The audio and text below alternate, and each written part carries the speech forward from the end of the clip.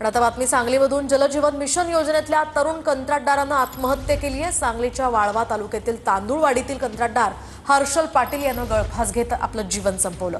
जलजीवन mission योजनेचं काम पूर्ण करून सुद्धा एका वर्षापासून कामाचे पैसे मिळत नसल्यामुळे हर्षलनं हे टोकाचं पाऊल उचलल्याची माहिती आहे। असा आरोप महाराष्ट्र राज्य कंत्राटदार महासंघाचे अध्यक्ष मिलिंद भोसले यांनी केलाय।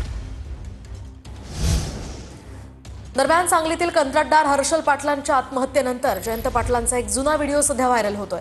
कंत्राटदारांना बिलं मिळत नसल्यामुळे त्यांच्यावर आत्महत्येची वेळ येईल असा मुद्दा त्यांनी विधानसभेत उपस्थित केला होता। सरकारनं कंत्राटदारांच्या बिलांकडे लक्ष देण्याची मागणी सुद्धा जयंत पाटलांनी त्यावेळी केली होती।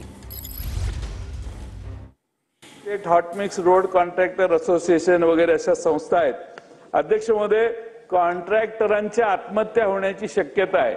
त्यामुळे शिवेंद्र बाबा सन्माननीय मंत्री महोदय यांनी अर्थमंत्र्यांशी भांडून काही झालं तरी महाराष्ट्रातल्या पेंडिंग असणाऱ्या सगळ्या बिलांची पेमेंट करा, नाहीतर सुशिक्षित बेकार तरुणांच्यावर वेगळे वातावरण तयार होईल।